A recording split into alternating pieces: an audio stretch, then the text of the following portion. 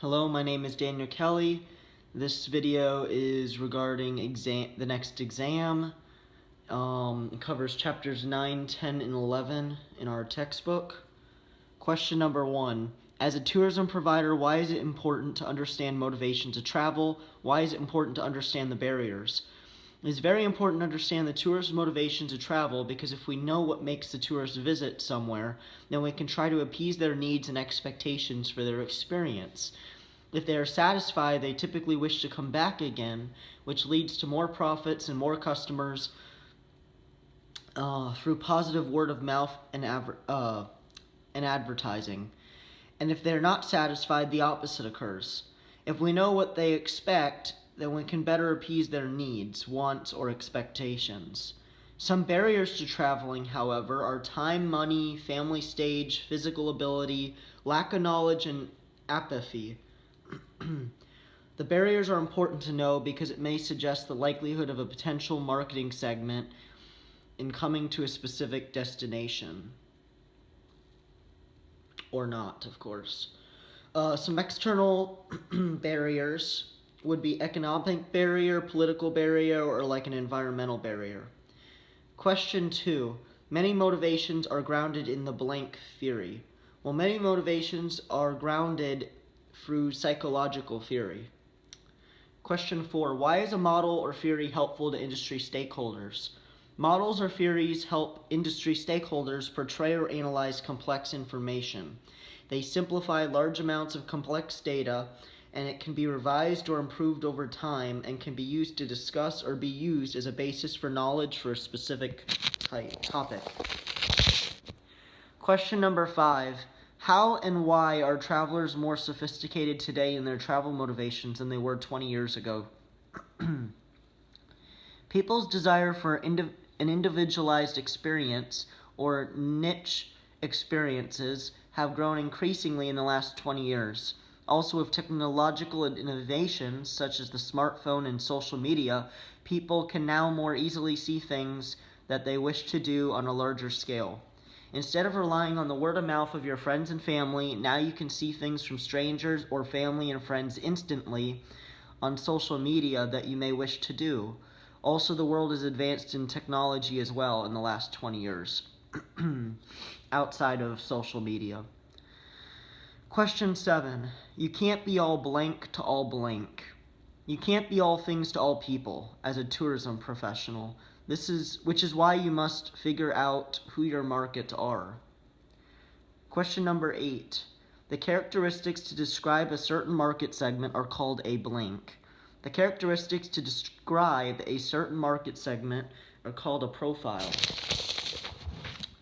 Question number 9. Crompton's push-pull theory is where all tourists are pushed towards a destination based off of what our needs or emotions that we are feeling, and we want to be satisfied by going somewhere. And the destination may pull us and have different pull factors as well. A tropical beach resort may pull someone who is stressed out and wants to relax in, whereas a city hotel might not pull in someone for a relaxation getaway. Instead, it might pull someone in for a convention, business trip, or sightseeing. In my own life, I've wanted to visit family or my grandparents in Florida or Chicago. Florida might pull me into that destination more than Chicago because of the weather or because I want to relax. By going to either destination, I see my grandparents, but if I choose Florida, I can also relax near the beach. In Chicago, it's a major city with cold, windy weather, with congestion on roads, which may not appeal or draw me in if I am wanting to be less stressed out or to relax. I've gone to both locations for the same reasons, but in this case it suggests that my emotions play a key role in choosing between the two locations, especially during the winter season. Question 11. What is market segmentation? Why is it necessary? Market segmentation is where you divide your potential customers into smaller potential customer groups or segments. It allows a company the ability to learn about their customers and each group specifically, along with what motivates them, what they do, what they like, or what they need. And this can help companies decide which customer segments they should target their experiences, products, or prices to for marketing purposes. A resort at a vacation destination would do better with targeting families, rich people, or people who wish to relax, rather than targeting single people or workaholics or cheapskates. This is necessary so that a company can effectively target customers that are more likely to come or purchase something than others who are likely just wasted advertising money or are just not interested. Chapter 10. Question number 14. What are some of the components of culture that a visitor might be interested in? Some of the components of culture that a visitor might be interested in are work, dress, architecture, handicrafts, history, language, religion, education, traditions, leisure activities, art, music, and gastronomy.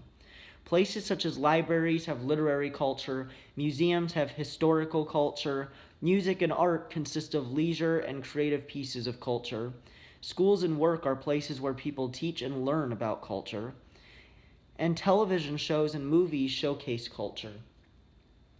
Also, many museums and universities are historical cultural landmarks as well, which are cool tourist attractions such as Notre Dame University or Harvard or William and Mary. Churches and historical architecture are also a component of culture. Chapter 11, question number 18.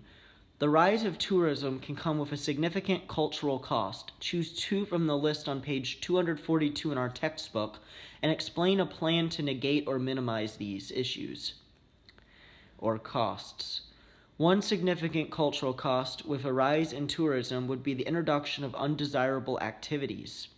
One plan to limit these undesirable activities would be to have the government ban gambling, prostitution, and other excesses.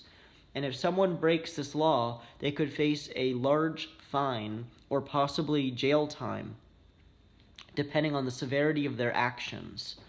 Another significant cultural cost with a rise in tourism would be having a large number of low-paid workers in town due to the low-paying jobs in the tourism industry.